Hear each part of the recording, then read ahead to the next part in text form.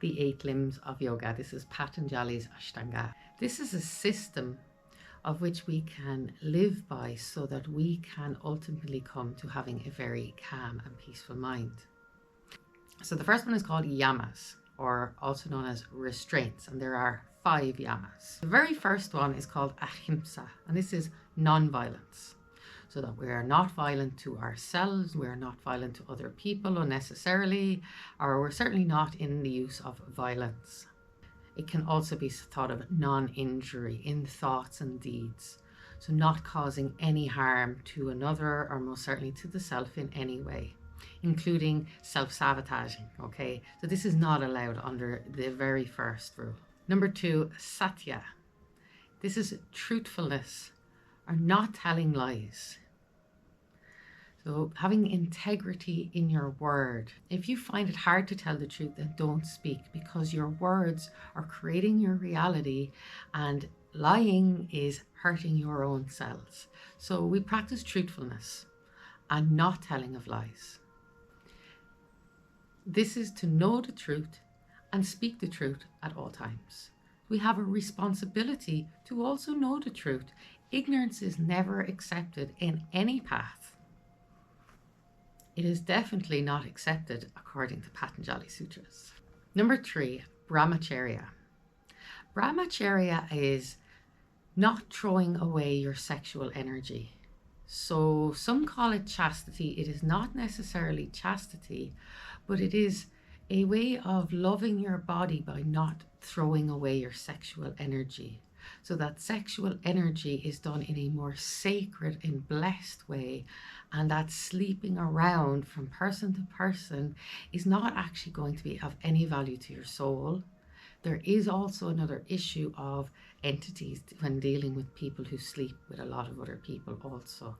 So we don't want any of this in our field whatsoever, so that we're cleaning up the sexual energy. And this is also about watching pornography and things like this as well, because it's bringing up the dopamine levels. It's just failing your body because the actual deed is not happening yet. It feels to some degree it is, and it's cheating, and it's creating a residue in the field. So brahmacharya is withholding of the sexual senses. Asteya. Asteya is to, asteya means to not steal. Okay, it is not, also it doesn't allow covetousness or coveting or hoarding, holding on to things that you don't need, or coming from any kind of a lack mentality. No, asteya does not allow for holding on in case this thing happens. We don't hoard and we don't hang on to things that we don't need. Asteya also means a lack of jealousy. So you don't allow yourself to ever feel a lack, first of all, or that you wish you had something that someone else had. You don't allow that energy into your field. You're happy for them, that's their energy. You're happy for you, that's yours. So aparigraha, number 5, is non-possessiveness. It's non-hoarding, which we also mentioned, okay? But it's also to not accept bribes or to do something that will ill gain in any way. No, it's not allowed, not in any way.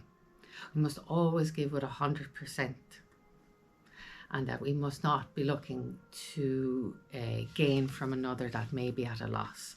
So this is a very powerful discipline of yoga.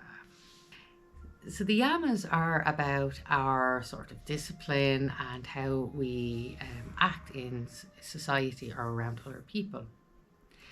The yamas are our own observations of ourselves. The first of the yamas is sukha, which means purity, cleanliness. It's our own personal hygiene. It's cleaning our body on the outside, also cleaning our body on the inside. It's eating good, healthy foods, respecting our body and giving our bodies the best. Sauka also helps us to develop a positivity within ourselves as well. So we're not carrying negative thoughts or ways of thinking about ourselves. So we really are cleansing all of those things of the mind, of the body. Number 2 is santosha. This means contentment. It's a willingness to be happy. It's a willingness to be okay with your lot, to not want more. It is really to drown out that ego of want, want, want, and to be okay with what you have. And Santosha also helps us to reduce the wants and reduce the desires, because as Patanjali teaches us, the desires make us miserable. It's a bottomless pit that we can't fill. So if we can reduce our wants to very practical things, we will feel happier. We will feel contented. So Santosha is a willingness or a beingness of contentment. Number 3 is tapas. Tapas is the practice of austerity. So it's like a little bit of hardship gives us a little bit of character, but it's also the mindset when we're going through austerities. Some yogis practice it intentionally. It's uncomfortableness. It is putting themselves in situations that are very, very challenging and hard. So they build character. So there is an intention in it, that it won't break you because you are building yourself to connect into the higher sources more so. This is tapas. So tapas, you could say, if you are having hardships in life, for example, you can say that I am practicing tapas. I am practicing character building by using this austerity. It is also suggested that the use of tapas is what turns on our superpowers. When we allow ourselves come out of the comfort zones and challenge ourselves. Yes, with uncomfortable situations that we don't like. Maybe it's uncomfortable conversations we don't want to have. But when we do it from the point of view of practicing austerity, it comes with far more form and far more advantage for our own personal growth.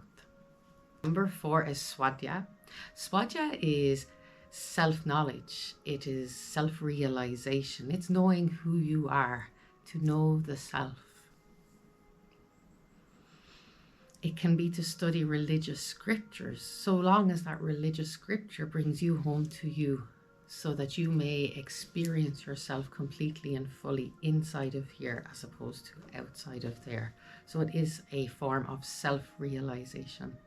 And it is also to apply the knowledge that you have learned. The application is incredibly important on this also. And the 5th one here is called Ishvara Pranadhana. And this is surrender of the ego.